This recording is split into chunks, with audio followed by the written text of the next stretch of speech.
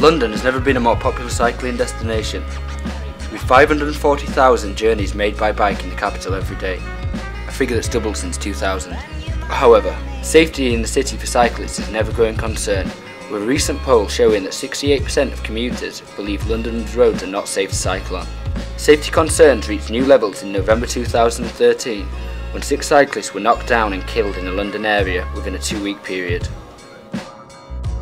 This led to the Met launching Operation Safeway, an initiative which saw 2,500 traffic police stationed across the city, issuing fixed penalty notices to those found breaking traffic laws and offering advice to vulnerable road users. It also led to the Policy Director for British Cycling and former Olympic cyclist Chris Boardman to call for a ban on heavy goods vehicles on London roads during peak hours, a policy which has significantly helped reduce cyclist deaths in Paris and other European cities. In 2013, 14 cyclists were killed on London's roads, 9 of them by HGVs.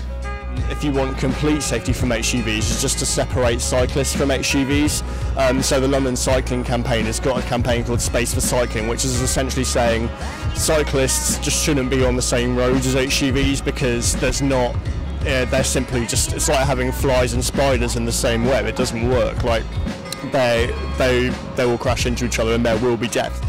In amongst the chaos of London's roads, there is one section of the cycling community's voices are rarely heard. It's couriers.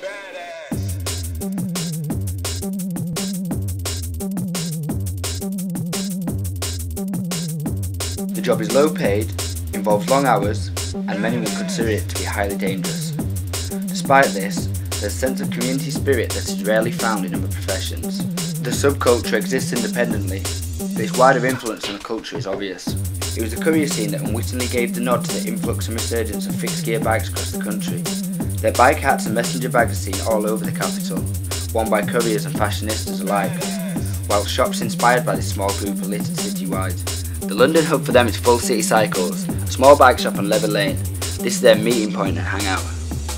A London cycle courier can expect to be on the road for up to 50 hours a week and earn as little as £200. They work to extremely tight deadlines, and their knowledge and understanding of London's roads is unrivaled. Safety is one of a courier's biggest anxieties.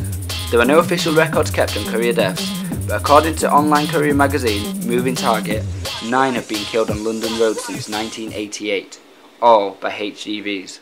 Big L, rest in peace. In 2012, Henry Warwick, one of the oldest and most recognisable faces of the London courier scene, with 20 years cycling experience, was killed by a coach turning left at Bishopsgate, sending shockwaves through the community.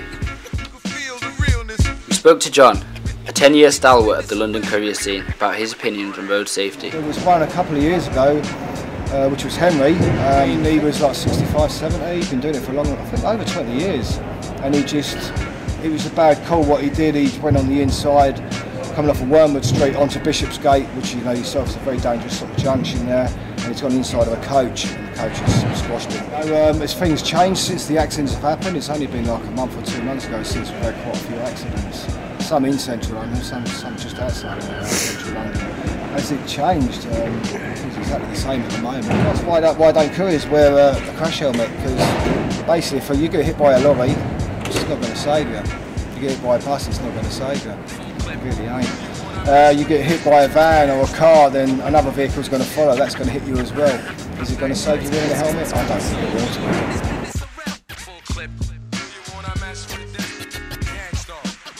London cabby Bob gave us his thoughts on sharing the road with couriers and cyclists. 9 out of 10, they're not too bad.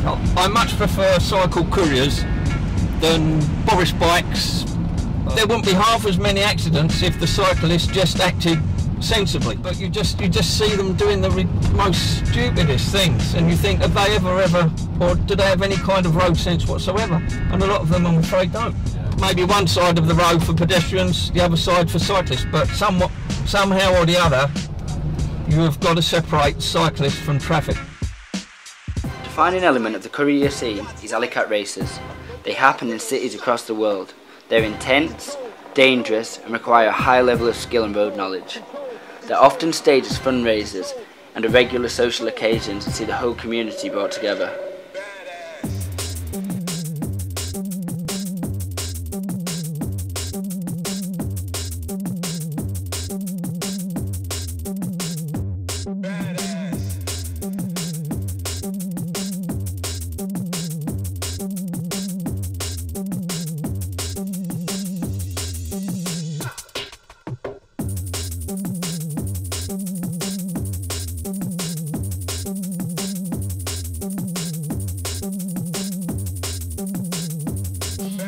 Despite the obvious risk associated with the courier lifestyle, the comparatively low number of recorded accidents and fatalities, and respect that they command speaks for itself.